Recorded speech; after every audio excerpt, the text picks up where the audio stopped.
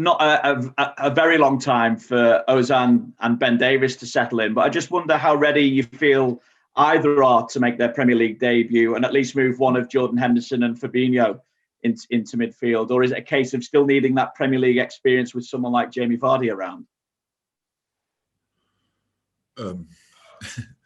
So yeah, Jamie's obviously a proper challenge in this league. The way he plays, the way he gets set up by his mates, and so that's a proper job to do. But you only can do it always with the whole team. It's always, and that's how we always try to do it. You have to avoid the passes to him. Jamie is a player, a world-class player for sure, in a specific area of the pitch.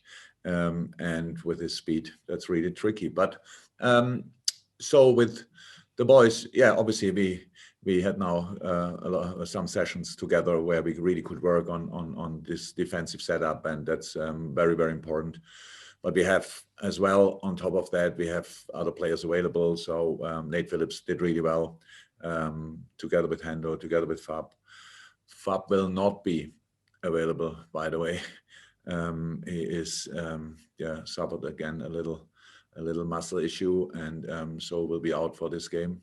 And so we have to find a solution, and all of them had the chance this week to show in training who's ready, and so I have to make a decision tomorrow, obviously. You've often said to us that you don't get too high when you're winning and you don't get too low when things aren't going so well. So how would you describe the mood around the group at the moment ahead of a game that obviously has significance with two teams in the top 4 places? As good as it can be, or as good as it should be. It's not that we have like a bad or aggressive or a blaming or whatever mood. Not at all. We came in this situation all together. We know some reasons, and we are in it together, absolutely together. So there's nothing really to worry about or whatever, that we now point with the finger on each other and say it's because of you or because of you. No, it's we want to sort it together, and we will sort it together. And there's nothing bad to say about the atmosphere, but it's not, we are not flying or whatever, that we can't stop laughing during the week, obviously. But it's a completely normal mood, how it should be. And we know Brendan's no longer your landlord. Have you heard from him lately? And how much respect do you have for the job that he's doing this season at Leicester? I got a message this week, obviously, but it was not about a game, of course. And no, we are don't have a lot of contact. We saw each other maybe more often than in other seasons, because we had a lot of Zoom meetings with the Premier League coaches. He looks good. Healthy, that's what's most important. And no, if I couldn't respect his work more than I do, and I said it before, and I can say it now when everybody can see it again, because of the situation in the table. What the job they are doing there is really good. They have a really strong group together there, a really good squad together. Had some problems injury-wise as well, came through properly, and are now, a real competitor. That's how it is, and that's how we see the game. Thank you, Vinny. Mandy. Jurgen, Leicester are the only team to have been in the top 4 at the end of every week so far this season. Obviously, they had a bit of a slide towards the end of last season. Do you think they've perhaps got mentally stronger, looking from the outside clearly, for their challenge this season? How can I know? But probably yes, because going through a situation like they had last year is for sure, it's not helpful in that season, but for the next season for sure, if you're smart enough to use this information, and Brendan and players are for sure smart enough. So yes, it's for sure was helpful that they were in a similar situation. Probably slightly disappointing that they couldn't make the Champions League last year, but it was always clear, as long as they don't lose players and they can add on, and then did again good business, to be honest. Brought in really good players, fullback, centre half, all these kind of things. Up front, Albrighton looks like he doesn't get older. Vardy is the same. Barnes is probably one of the biggest talents. Not sure if he's already as much respected or appreciated as he should be. He's an unbelievable player, to be honest, and a proper Leicester product. So midfield, Tielemans, all these guys. It's just a really good setup, and that's what makes them so strong. James Milner has said that Liverpool have been a results machine in recent years, but the confidence and the rhythm has dropped a bit. As a manager, Jurgen, how do you help your players get that back, the rhythm and the confidence? Oh, look, we have to. If you see so it's normal. If you don't get all week in, week out all the results, it's normal that a few things drop. And the rhythm is difficult because some players have rhythm because they play constantly. Others don't have the rhythm. We have to make decisions when do we bring them in and stuff like this. But some reasons why it's not so easy.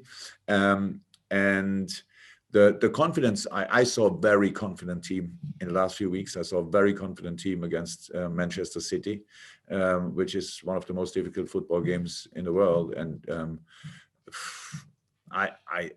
so I know it's maybe not appropriate to speak about a good game when you lost 4-1, but for us it's obviously very important what we saw there in all the other situations. We did not lose this game because we played bad. We lost it because we made individual mistakes, and that can happen as well and leads to the same result, but it's a different kind of reason.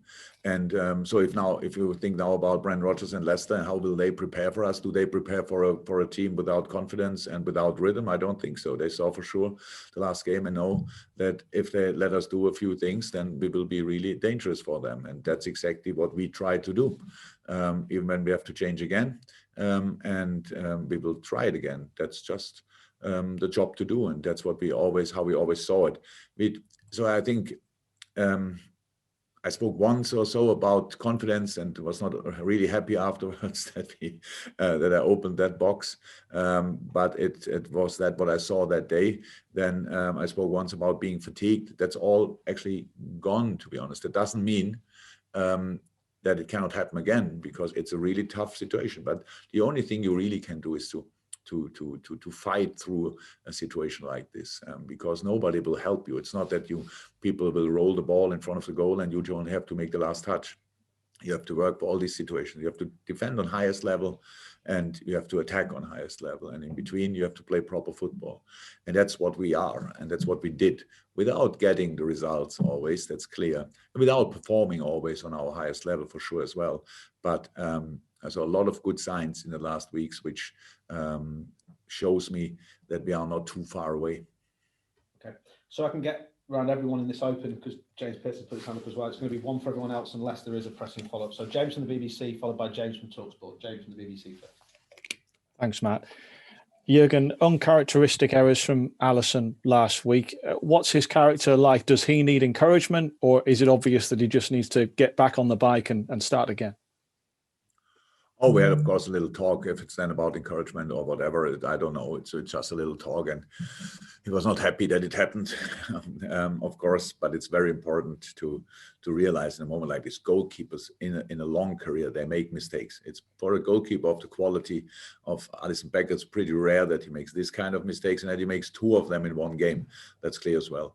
But goalkeeper on top of that are used to making mistake, means they have to stay in the game. They concede a goal, and they know maybe earlier than all the rest of the world, I should have saved it, and they have to deal with that always. And now here's just a few days in between the City game and this game, and there was absolutely no real criticism from our sides, from the boys, from the players around him, because everybody knows how good he is, and he's a very calm person. Yeah. And now the next game is coming up, and it's good, so he can play his normal level again, and then everything will be fine. Thank you, James. On to James from TalkSport. Jurgen, this week you haven't had a match in midweek, so has it been a good opportunity to reset as well after what's been such a relentless and difficult schedule? Yeah, but we have to prove it on Saturday. Right. Yeah. Yeah, of course. So, how I said, good training session so far. Today, very important training session where we really go through pretty much everything again. Not long, but nice and sharp, and these kind of things. So that's what you usually don't have. But it's not only us. Come on, that's we know that this week a lot of other teams played because they were still in the FA Cup and they were incredibly intense games. There, one even with extra time and all that thing, and all these things. So yeah, was a better week to train for sure than other weeks, but we have to make sure that we are ready on Saturday. And Leicester played on Wednesday, but made a lot of changes, obviously, for their game. So we just have to be ready. Okay. Carl Markham, Press Association, and we go to Neil Jones from Goal. Carl. Hi, Jurgen. There seems to be a lot of expectations riding on Kabak in particular, and now you've brought him in. I'm just wondering what you do to manage that, what he does to manage that, and is this one of those circumstances where having no fans in the ground might actually help when he does play?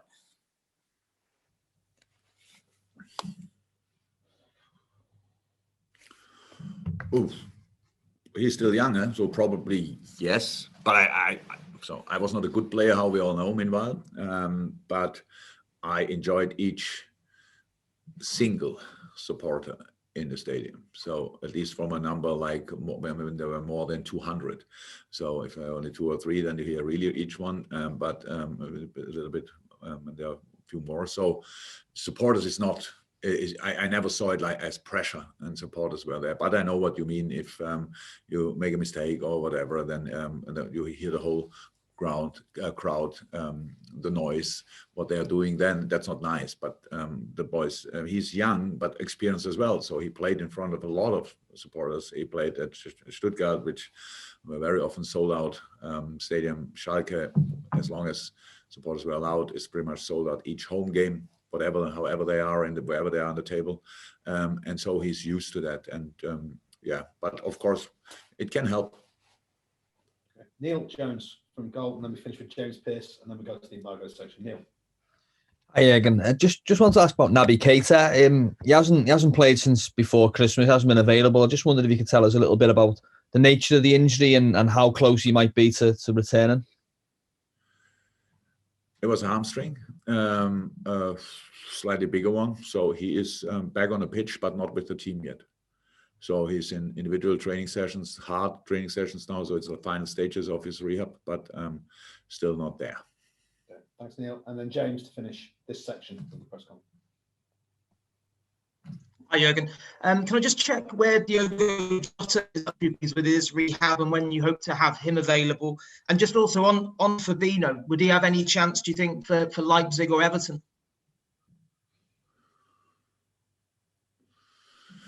Fabinho first. I don't know in the moment. We will see. I really don't know.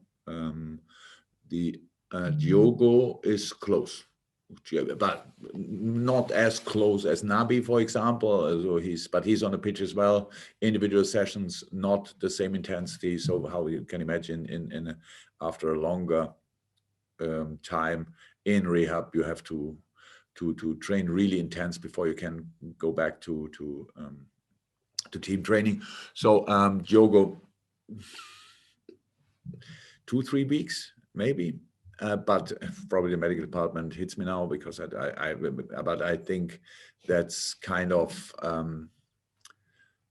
possible. Back in full training maybe, and then we will see how long it takes.